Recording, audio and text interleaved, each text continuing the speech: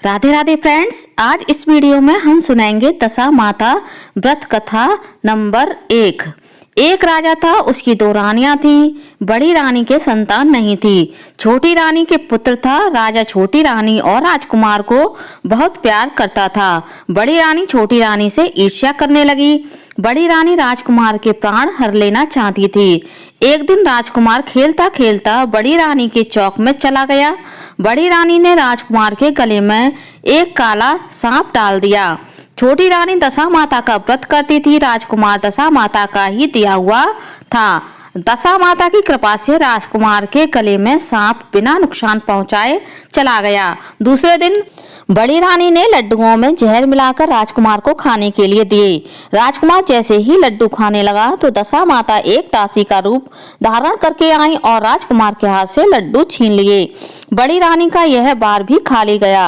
रानी को बड़ी चिंता हुई कि किसी तरह से राजकुमार को मारना है। तीसरे दिन जब राजकुमार फिर बड़ी रानी के आंगन में खेलने गया तो रानी ने उसे पकड़कर गहरे कुएं में ढकेल दिया। चूंकि कुआं बड़ी रानी के आंगन में बना था, इसलिए किसी को भी पता नहीं चला कि राजकुमार कहाँ गया। लेकिन जैसे ही बड़ी रानी ने राजकुमार को कुएं में धकेला तो दशा माता ने उसे बीच में ही रोक लिया। इधर दोपहर हो जाने पर राजकुमार के ना लौटने पर राजा व छोटी रानी को चिंता सताने लगी। दशा माता को भी इस बात की चिंता हुई। राजकुमार को उसके माता पिता के पास किस प्रकार से पहुंचाया जाए। राजकुमार को तलाश करने वाले कर्मचारी निराश होकर बैठ गए। राजा व छोटी रानी पुत्र शोक में रोने लगे। जब दशा माता ने भिखारी का रूप धारण किया और राजकुमार को गले से लगाए राजद्वार पर पहुंची, वह राजकुमार को एक वस्त्र में छिपाए हुए भिक्षा मांगने लगी। सिपाहियों ने उसे दुत्कार कर कहा, तुझे भिक्षा की पड़ी हुई है और यहाँ राजकुमार खो गया है। सारे लोग दुख और चिंता से व्याकुल हो रहे हैं। इस पर दशा माता बोली, भाइयों, पुण्य का प्रभाव बड़ा ही विचित्र होता है। यदि मुझे भिक्षा मिल जाए तो संभव है कि खोया हुआ राजकुमार भी तुम लोगों को मिल जाए। यह कहकर वह दहली पर पैर रखने लगी। सिपाहियों ने उन्हें आगे बढ़ने से रोका। उसी समय दशा माता ने बालक का पैर वस्त्र से बाहर कर दिया। सिपाहियों ने समझा कि कुंवर उसके हाथों में है, इसलिए उसे अंदर जाने दिया। दशा माता कुंवर को लिए हुए भीतर चली गई। उसने राजकुमार को चौक में छोड़ दिया और वापस चली गई। परंतु रानी ने दशा माता रूपी भिखारिन को देख लिया था। उसने कहा कि खड़ी रहो, और कौन हो तुमने 3 दिन मेरे बेटे को छिपा कर रखा था। तुमने ऐसा क्यों किया? तुम्हें मेरे इस प्रश्न का उत्तर देना होगा। दशा माता उसी समय ठहर गईं। उन्होंने बताया कि मैं तुम्हारे पुत्र की चोरी करने वाली नहीं हूँ। मैं तो तुम्हारी आराध्या देवी दशा माता हूँ। मैं तुम्हें सचेत करने आई हूँ कि बड़ी रानी तुमसे ईर्ष्या रखती है। वह तुम्हारे पुत्र के प्राण हर लेना चाहती है। एक बार उसने तुम्हारे पुत्र के गले में काला सांप डाल दिया था, जिसे मैंने भगाया। दूसरी बार उसने इसे विष में लड्डू खाने को दिए थे, जिन्हें मैंने उसके हाथों से छीन लिए थे। इस बार उसने तुम्हारे राजकुमार को अपने आंगन के कुएं में ढकेल दिया था और मैंने इसे बीच में ही रोक कर रक्षा की।